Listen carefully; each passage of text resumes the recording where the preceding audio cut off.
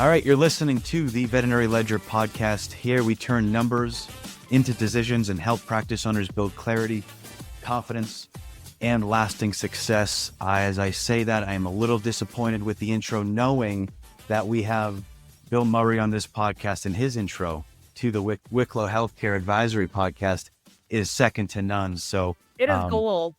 We're going to go with that. What people don't know is that that's actually me rapping. That's even, it's not. I love it so much. The first time I listened to it like 4 or 5 times because I loved it so much. You're the person. Got it. Okay, great. Those 5 U's, it's all Megan. It's a labor of love. It's a labor of love, Industry Insiders. Well, thank you for having me today, and looking forward to our discussion. Absolutely. So known you for quite a while, respect you in all your thoughts, wisdom that you shared, not just on business, but obviously in the veterinary industry. I guess talk to us about Wicklow, where you're at, because it's wildly different than where you came from. So,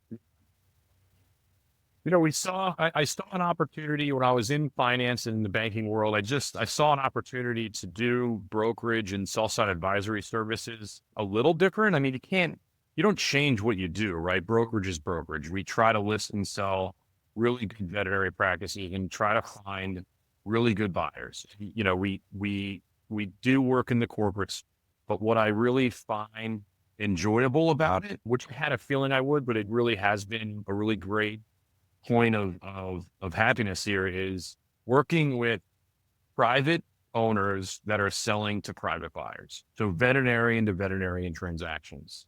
And that, when we launched 2 years ago, that was a priority. It was to make sure that there was a space for a single doctor practice that was very successful and was a great business, have an opportunity to continue that legacy and pass on that opportunity to a new owner, and predominantly associates that, contrary to popular belief, do actually want to become owners. And we've had some success there this year, and that's been really enjoyable to be a part of. I love to hear that, right? Because that's the fear, is I've got this great one doctor practice that no one's going to want. So you're saying that there's hope? I would tell you that the biggest reaction I get from sellers when I say I'll help them is they're like, I can't believe it, because they've talked to or reached out to multiple other sell-side advisors that only work in corporate or will only take deals of a certain size.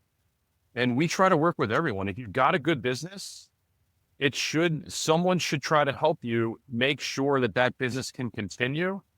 And when an associate gets that opportunity to take that leap into ownership, that's really fulfilling. And it ensures that the veterinary industry has 2 very clear paths available to owners. It's, the PE and the corporate side can coexist with private ownership. And I think for a healthy industry, you have to have both. Because there are absolutely practices that should go corporate, and there are absolutely practices that shouldn't and should stay private. And we like to service both.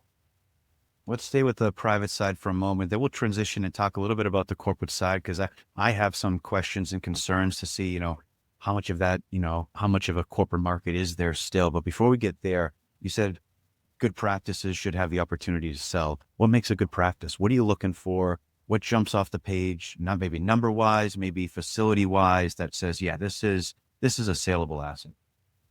It's a combination. And what I find is that there isn't like a true rhyme or reason as to why a practice sells to a buyer. You really have to have a buyer that understands the opportunity and is clearly defined what it is they're willing to accept and or give up in a transaction in the purchase that they're making. So 30,000 foot level, I want to see really strong financials. If you've got really clean books and you've got a really strong financial, and it doesn't necessarily mean that you're making a ton of money, but the industry averages all make sense. Your expenses aren't crazily out of line, and you're making some money on the business. It's easy to find where your discretionary income is being hidden by advisors like yourselves, right? Like, wow. I want to be able to. I want to be able to find. Aggressive tax strategies, right? We get it. No one likes taxes. But being able to kind of follow through the financial and find where those true seller discretionary earnings are, that's paramount. And then sure, like, have you kept up? The biggest thing we're hearing from buyers today is they expect the financial to be sound and they expect the financial to be true and accurate. And then after that, they really want to see that you invested in the facility and the team. And that becomes a really great business to buy. If the team is strong and the facility has been recently, and I'm not saying the full renovation in the last couple of years, but if it doesn't look like 1985 threw up all over the place in the practice, that's a good start. You've invested in technology, you've invested in your team, and that coupled with a strong financial is a really good business that absolutely should sell. Seller discretionary earnings, you mentioned that. What does that mean to you? What is it? It's what I should expect as the new owner, what I should expect to make. It's not just what's on the W-2 statement or what they had as profit. It's this Costco membership that's actually paying for family supplies. It's the family cell phone bill being run through the business. It's the personal car that isn't really utilized for the business being run through the business. So what is that final number? What are the W-2s? What's the income? But then what are also those perks that owner has been taking as an owner of the business over the last several years? When you're talking about stickiness of the staff, are you talking about like longevity, or are you talking about credentials? What does that mean? It's a mix of both, right? If I see a practice that has all the techs are all brand new, you probably question that a little bit, right? Also, on the flip side, I don't want to see that everyone's been there 35 years, because then they're getting ready for retirement too. So when I say invest in the team, do you have a CVPM? That's an investment. That was an investment in time for that practice manager, but it was probably also an investment by the owner to help them get to that place. Do you have licensed techs, surgery techs? Are you yourself still doing surgeries? What type of medicine are you done? What are the protocols? When you think about staff, it's, do you have good clinical staff to help the new owner? And are they open to expansion of services? And then do you have a good mix of tenure? So that way, not everyone's leaving right after a sale and retiring themselves. You mentioned the 1985 footprint, and what if we have, say there's a listener out there and said, "Oh, that is me," and they had a desire to sell. Is there ever a period of time where my window is 12 months? Do I still go and do the paint job and the facelift to my practice, or is it just a conversation and with your buyer? I guess when is too late to actually start to renovate the facilities? If you're within 12 months of listing, doing a small renovation probably makes a little bit of sense. I wouldn't do a huge, massive investment, but throwing some new paint down, getting rid of the carpet if there's carpet in the front, or updating the tile. I've seen it all. Making sure that, the litmus test is, if you don't feel good about walking into your office every day, then no one else does. And you should probably make an update at that point. And if you're not willing to do that, that's fine, but that will then affect your value.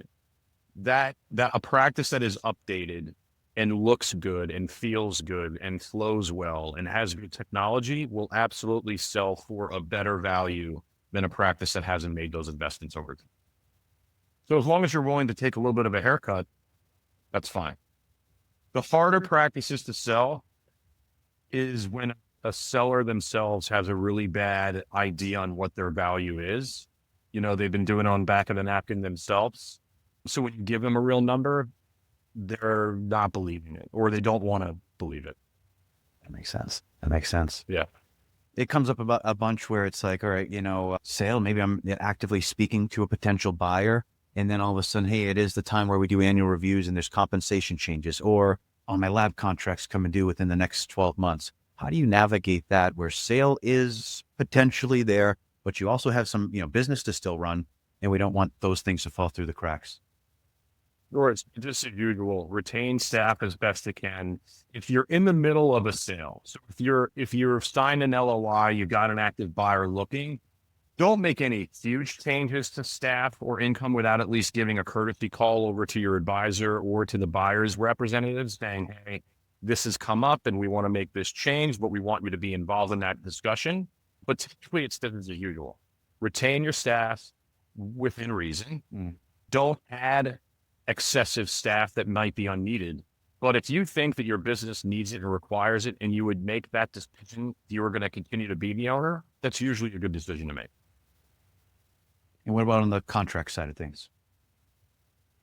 I mean, be careful with entering into new lab contracts. Be careful with entering into new contracts that cost money for a long period of time, because then all that really, it doesn't mean you're unsellable.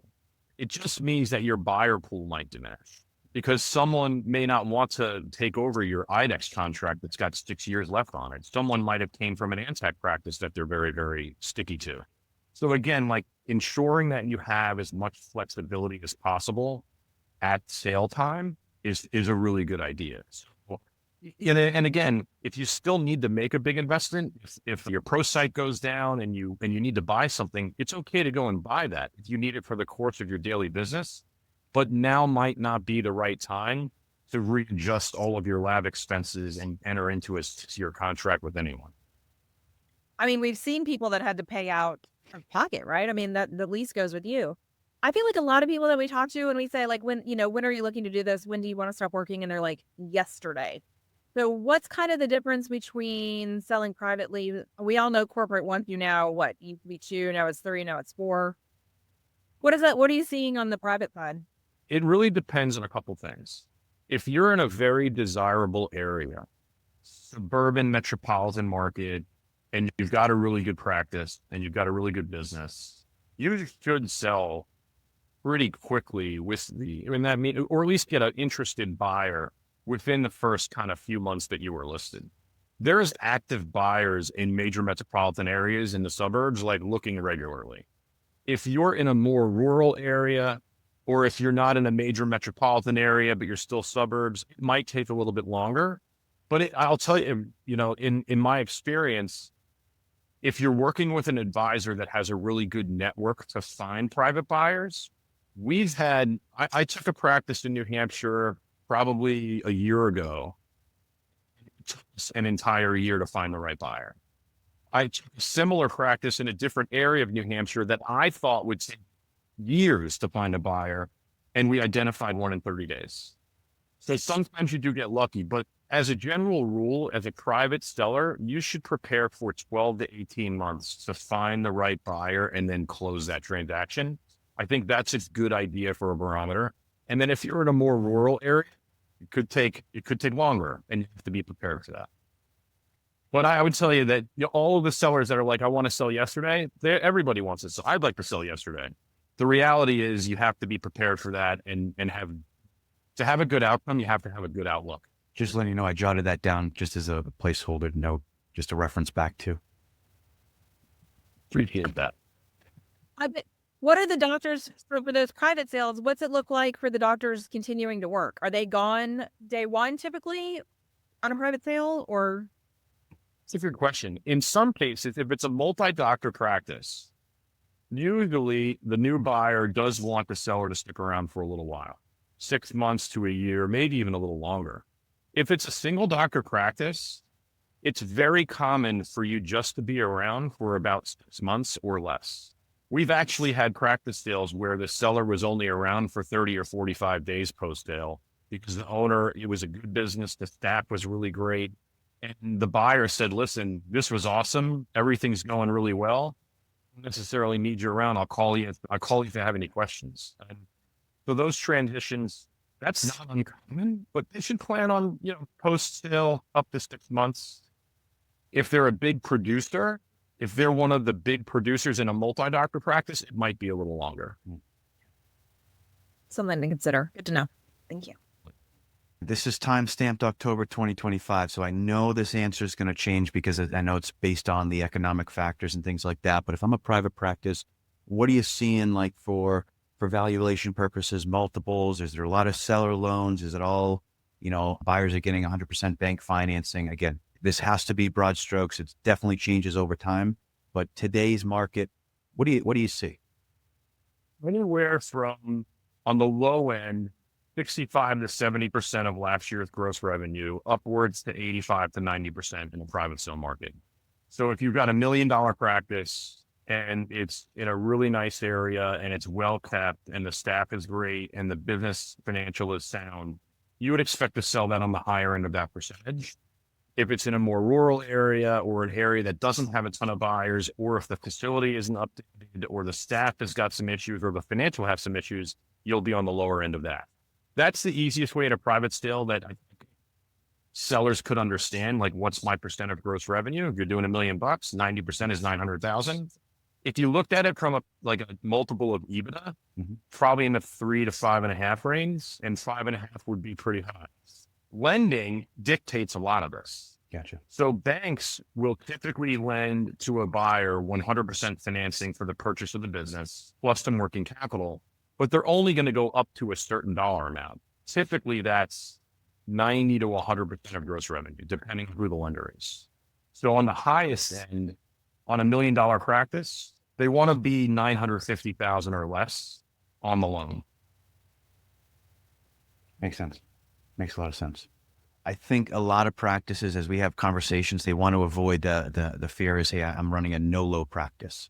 Is there one or two things that they can do consistently to avoid getting to the idea of a sell and saying, hey, no, the math comes out, this is a no-low.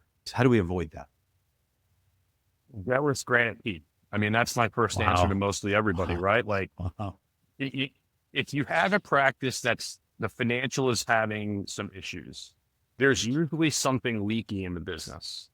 And that is either your expenses are too high, your contracts are too high, you're overstaffed, you're overcompensating staff.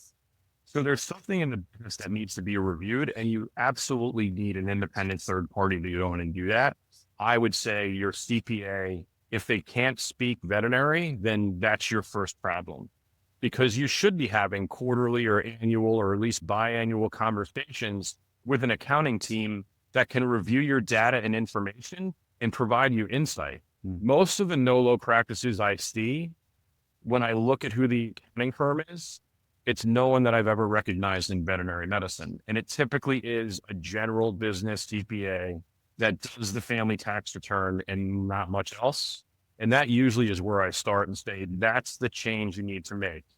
Because yes, we probably could still sell your business, but a small investment now, you could sell this for exponentially more in 18 months if you make these changes and identify them with a good accounting team. Sponsorship plug in our own podcast. I mean, this is unreal. Did you like that? I like to tie it back as best I can, but it's not, listen, I mean, you guys know me really well. It's not BS. I really have enjoyed the relationship I've had, and I've happily sent clients, and you guys have helped them. I mean, that's, at the end of the day, I want to make myself look good for the referrals that I make. And you guys help to do that. So an easy referral when I know that the client's going to be taken care of, and you really, really understand the veterinary medicine world extremely well. And that's, I would say that as another, like, for buyers or sellers, your team should be veterinary specific. And if you're working with people that don't understand your industry or speak your language, that is a very heavy mistake. It's worth paying a little bit more to work with people that understand your business. The insights that you'll get from them and typically changes that you can make in your business will either increase value or increase income over time. Sure. And we spent a lot of time here on the private side, and I agree with you that two worlds can exist. We can have a private market and a corporate market. I guess my question to you to start off, does a corporate market still exist? Is there enough buyers still active in the industry making offers? And what are they looking for? What's a corporate practice versus a private practice? Sure. Listen, there is absolutely still a robust corporate market out there. There are a lot of buyers. I think what we've seen this year, which is a bit of a challenge, is that one or two of the corporate acquirers were winning and buying business at a much higher rate than most of the others were comfortable with. And I won't name names, but everyone kind of knows who they are at this point. So that kind of feeds the market in a weird way, where one or two or three corporate acquirers were really aggressive. I think it actually made a lot of the corporate acquirers take a step back and say, we're not going to play that game this year. We're going to focus on the hospitals that we have and win the business that we can win. The corporate market's interesting in that they need to buy hospitals to grow. They need revenue to grow. They need EBITDA to grow. but their sole focus is to buy your hospital for as little as possible. So that's the corporate market. Any private equity, and it's not unique to veterinary medicine. Any private equity backed business does not have a finite amount of capital. So it's all about two things: capital preservation, and then increasing EBITDA or running down expenses and getting more out of that business so that they can then sell it for a profit over time in usually 3, 5, or 7 years. So the corporate market's robust. People that are saying it's not like it was in 2021, they're not wrong, but 2021 was crazy. But the fact is, when you look at the veterinary medicine corporate market compared to other healthcare verticals, the multiples being paid out even today in veterinary medicine eclipse that in dental practices. It eclipses that in medical practices. It eclipses that in PT, physical therapy practices. So it's still a very robust and frothy market. And I don't see that going away anytime soon. We are seeing some regional players grow, and we are seeing some new players come to the market again. And we're seeing some of the older players get bigger and bigger and bigger. So you've got a lot of choice there. And it, obviously geographically, each geographic region has a different set of buyers. There aren't, there's only a couple real true national firms. So every market is a little bit different. I think of the many benefits to you and your team here, Bill, is you can field any of those opportunities. Like you can have an individual come to you and discuss private opportunities, corporate opportunities, and you would guide them truly in the best direction. Yeah, the unique thing that I had coming into this was I had a national outlook from my prior job. Like I worked for a lender and had a national position. So I knew what was going on in California, Texas, Florida, because we had a team of people that I worked with that gave me that viewpoint. So when Wicklow launched, it was never going to be just a Boston-based company because I had this different viewpoint of what was going on in other parts of the country. And my connections to the industry are also somewhat national. So that helps. I would tell anyone that if you're interviewing an advisor, you'd want to make sure that advisor understood your market and who the real buyers were. It's harder in the private sale market. I would tell you that in a corporate environment, it's much easier to be a national player. But if you're selling privately, like it would be very hard for me to take a private transaction in Chicago because I don't necessarily have that great of a network of boots on the ground in Chicago to drive private buyers into that market. I try to keep things on the private side, very East Coast and Northeast, because I feel like I can service those clients really, really well. Now, as we grow and expand and potentially add people to markets, that's when that private side would then grow outside of that. At the corporate side, again, you want someone that understands your market and the geographic location and what buyers are active. It's hard to be national. You really have to have a national viewpoint and access to those people to give you that viewpoint. It's really so much like matchmaking, right? And I feel like you've got to choose someone with integrity that's going to help you make good decisions instead of like just going for the dollar. Is something that everyone should consider when they're picking up. You're 100% correct. When I talk to clients, it is very rare to start the conversation about money because that's not what this should be about. It should be about, are you ready? What's your business like? What do you want to get out of this sale? And yes, financial is a big part of this, especially if this is going to be a retirement. And in some cases, especially if this could create generational wealth, but the money should solve itself. The real question is, are you ready and what do you want to get out of it? And tell me about your business. Tell me about the hospital itself or hospital that you own, and tell me about the staff. Let's get into the business to make sure that when we do go out to market, we're driving true value and creating wealth for you the right way and making sure the buyer who invests gets a really good business as well. It should be a fair deal for both sides. The worst deals are when someone buys something and 30 days later they're saying to themselves, that was a really bad purchase. Makes perfect sense. Bill, I want to be mindful of your time, but for all the listeners, what's the easiest way to reach out to you and to the Wicklow team? Our website's there. It's www.getwicklow.com. And then you can reach me, bill@getwicklow.com is my email address. And happy to have a conversation with anyone who's just thinking about buying, selling, or just wants to talk about the veterinary industry. It's a big passion of mine, and I love talking about it. So appreciated the conversation with you all today. Thanks for the time.